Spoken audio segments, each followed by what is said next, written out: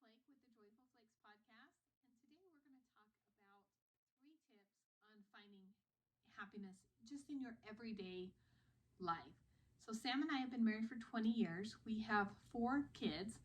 We've been entrepreneurs full time for the last 9 years, and so we have a lot of experience of, working together, traveling together, raising kids, and just being crazy. We're not perfect, but we wanted to share with you guys some of the stuff that we have found on finding happiness. And I love our first tip. This is probably one of my favorite tips, especially because almost any self-help book you read or podcast you listen to, this is a tip on there. And the reason why is because it's so incredibly effective. If everybody wants to be happy, it's talked about like crazy, but how do you do it, and nobody's perfect at it, of course, we aren't either. But the first tip is gratitude. And I know it's a cliche, you hear it all the time, but it really, really works. It really, really helps. What we focus on expands. And when we focus on our problems, they get bigger. And when we focus on what we have, what we're grateful for, it expands. Even though so many times I'm saying the same things when I'm praying. I'm thanking the Lord for this and for that, and the same things over and over and over again. It just brings a spirit and a lighter feeling. Doesn't it for you? It does. And one of the things I have found to be more effective in my gratitude is to be very, very specific. Not just I'm thankful for my family, but I am thankful that Sam did this because it made me feel like this.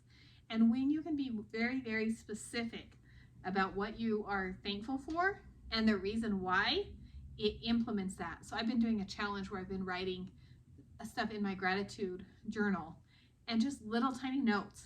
But when I'm more specific, I have found that I am more grateful. And when I'm more grateful, I find more happiness each and every day, because our lives are not perfect. And too many of us wait to have happiness, to wait to have joy until we reach the end, till we reach X, Y, or Z, instead of looking for ways that we can find joy in the journey. And that's one of the reasons we started this, was to have that joy in the journey and that implementation up for your goals. Don't wait until things are perfect, because you will nothing's ever going to be perfect. And so start right now. Yeah, we didn't even rehearse this podcast as we're doing it.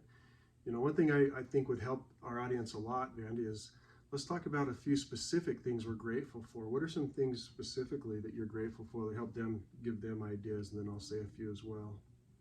Yeah, love this. Put me right on the spot here. Today I am grateful for flowers.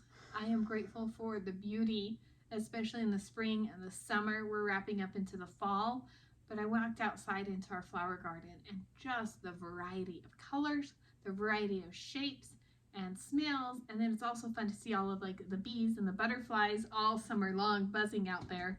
But flowers with the colors, with their joys, with their uniqueness, and they're all beautiful, they're all different. And that's what's so important for all of us. So that's one thing that I am very, very specifically grateful for. And the second thing today is I am grateful that I found things that helped me with my energy and my mood boost, realizing that I needed those extra vitamins. So when I take care of my body, which will kind of lead us to our next tip, but when I found those things, it really, really helps me. Your turn. Wait, now I put on the spot. What the heck?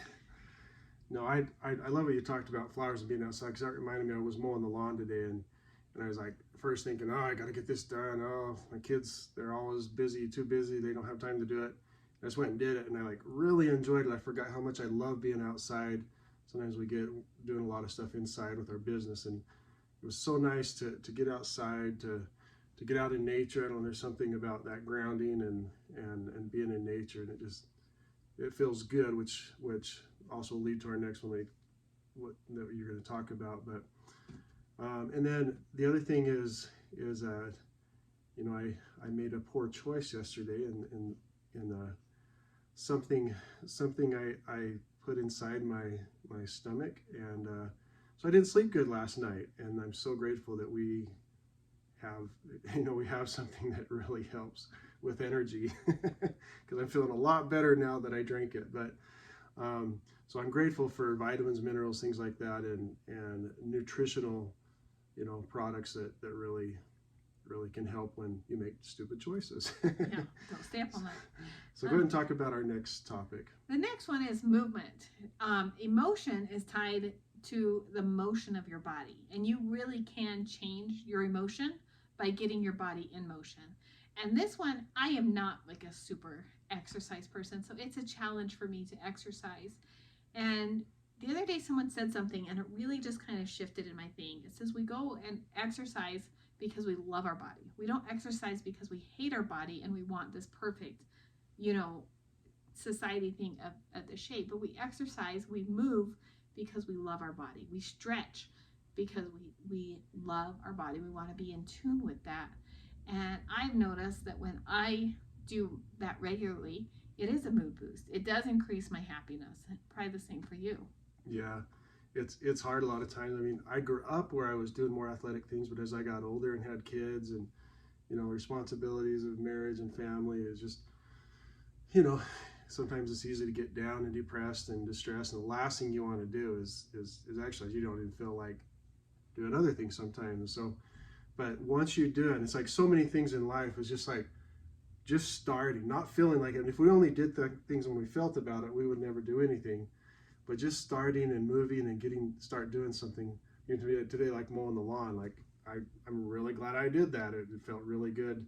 Then I went and did my mom's lawn, or at least part of it, and she's 77, but she wanted to finish it. So, but I took my son over there, and moving it just does something in your chest, your body, your brain.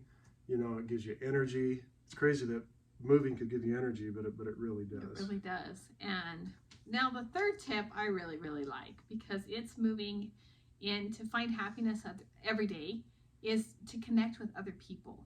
We as human beings are meant to be part of a community, and we need that connection. We need that time. And so often with social media, with everything else, it's harder to connect. It's harder to really feel that connection. And we have to schedule a time to connect. And it doesn't matter if it's family dinner. Making sure the phones are down, making sure people are present, being 100% fully present, I think has really helped me with connection. Yeah, connection is super, super important. I remember, years ago, we do a home-based business, and years ago, before doing this, we both were pretty shy and reserved, and we enjoyed people, but didn't necessarily like going out of our way to talk to them. Didn't know what to say a lot of times, and so learning some of those skills has helped a lot. But man, when you do connect with somebody, doesn't it feel good? It does, and just to hear other people's stories and other people's lives, because that's one way. I think sometimes whenever a lot's going on, there's a lot of drama or bad things happening in your life, and sometimes it feels overwhelming. And then you hear other people and you're like, you know what, my problems aren't that bad, I can handle that. Or they have a tip that you're like, oh, I hadn't thought about like that, I can incorporate it in there. And so intentionally connecting is really, really fabulous. I was going to drink the bonus tip. Go ahead. I was going to say one more thing in that connection real quick, and then I'll let you do the bonus tip. But sometimes it's hard to know what to say to connect. And one thing that really hit me that somebody taught us in a personal growth thing once was, it's more important to be interested than interesting. Once I really realized, you don't have to say that one more time. It's more important to be interested than interesting. Listening to others, like asking about them instead of thinking that you have to talk about yourself all the time. It's very important.